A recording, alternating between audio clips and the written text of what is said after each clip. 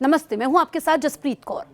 अमेरिकी राष्ट्रपति Donald Trump ने सोमवार को ईरान में फंसे एक फाइटर पायलट के रेस्क्यू ऑपरेशन के समय हुई एक बड़ी सुरक्षा चूक पर नाराजगी जाहिर की। उन्होंने इसके लिए एक अज्ञात मीडिया संस्थान को सीधे निशाने पर लिया। ट्रंप ने दावा किया कि ईरान को शुरुआत में ये पता ही नहीं था कि उनका कोई सैनिक लापता है। उन्होंने कहा, ईरान को तब तक कुछ नहीं पता था जब तक कि किसी लीकर ने ये जानकारी सार्वजनिक नहीं कर दी। इस लीक की वजह से ईरानी सेना ने बड़े पैमाने पर तलाश शुरू की, जिससे अमेरिकी पायलट की जान खतरे में पड़ गई थी। ट्रंप ने एक प्रेस कॉन्फ्रेंस में उस मीडिया कंपनी के खिलाफ कानूनी कार्रवाई का संकेत दिया जिसने ये जानकारी छापी थी। उन्होंने कड़े लहजे में कहा, हम उस मीडिया कंपनी के पास जाने वाले हैं जिसने इसे प्रकाशित किया और हम कहेंगे राष्ट्रीय सुरक्षा का मामला है, जानकारी दे दो, स्रोत बता दो, वरना जेल जाओ। आप जानते हैं हम किसकी बात कर रहे हैं। ट्रंप ने किसी कंपनी का नाम तो नहीं लिया, लेकिन एक रहस्यमयी अंदाज में कहा, आप जानते हैं कि हम किसकी बात कर रहे हैं। उनका इशारा संभवतः उन प्रमुख समाचार आउटलेट्स की ओर था जो अक्सर उनके प्रशासन के खिलाफ खबरें प्रकाशित करते हैं। अब सवाल यह खड़ा होता है कि मामला इतना गंभीर क्यों है। गोपनीयता का उल्लंघन, जी हां, सैन्य रेस्क्यू ऑपरेशन के समय ऐसी जानकारी लीक होना देशद्रोह और राष्ट्रीय सुरक्षा के खिलाफ खिलवाड़ माना जाता है।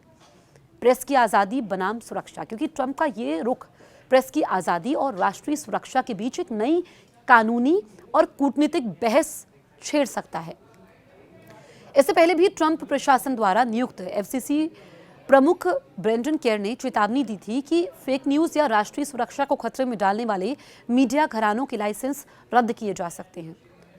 ये बयान साफ करता है कि ट्रंप न केवल ईरान के साथ युद्ध लड़ रहे हैं, बल्कि वो घरेलू मोर्चे पर उन लीकर्स और मीडिया संस्थानों के खिलाफ भी युद्ध स्तर पर कार्रवाई के मूड में हैं, जो उनके ऑपरेशंस में बाधा डाल रहे हैं। अब आप देखिए कि यहाँ पर ट्रंप ने अल्टीमेटम दे दिया है कि हम कार्रवाई करेंगे, क्योंकि ये देशद्रोह बनता है। उन्होंने लीकर्स की बात की है कि किसी ने लीक कर दिया। तो ट्रंप ने जो ये बयान दिया है, ये बतलाता है कि ट्रंप न केवल ईरान के साथ युद्ध लड़ रहे हैं, बल्कि वो घरेलू मोर्चे पर उन लीकर्स और मीडिया संस्थानों के खिलाफ भी युद्ध स्तर पर कार्रवाई के मूड में हैं, एक्शन के मूड में हैं, जो उनके ऑपरेशंस में बाधा डाल रहे हैं या जो उनके फैसले हैं उन फैसलों के खिलाफ लिख रहे हैं, उस पर भी उनकी नज़र रहती है। क्योंकि उन्होंने कहा है कि कार्रवाई की जाएगी। फेक न्यूज़ या राष्ट्रीय सुरक्षा को खतरे में डालने वाले मीडिया घरानों के लाइसेंस भी रद्द किए जा सकते हैं।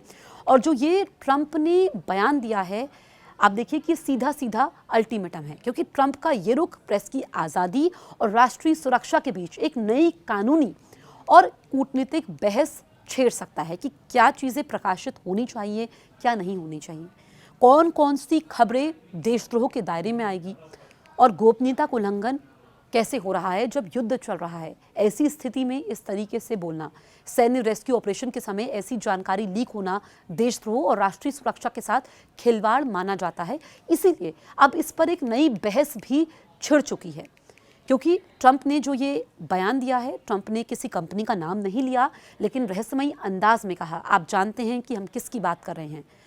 उनका इशारा संभवतः उन प्रमुख समाचार आउटलेट्स की ओर था जो अक्सर उनके प्रशासन के फैसलों के खिलाफ खबरें प्रकाशित करते हैं।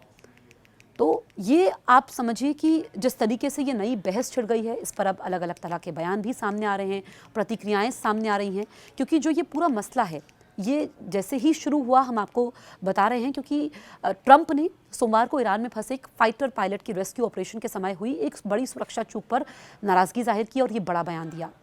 एक अज्ञात मीडिया संस्थान को सीधे निशाने पर ले लिया और इसके बाद ईरान को तब तक कुछ नहीं पता था जब तक कि किसी लीकर ने यह जानकारी सार्वजनिक नहीं कर दी।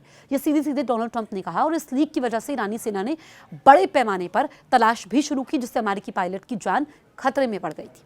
आप इस बारे में क्या सोचते हैं, हमें कमेंट करें। और अगर अभी तक आपने हमारे YouTube चैनल को सब्सक्राइब नहीं किया है, तुरंत सब्सक्राइब करें।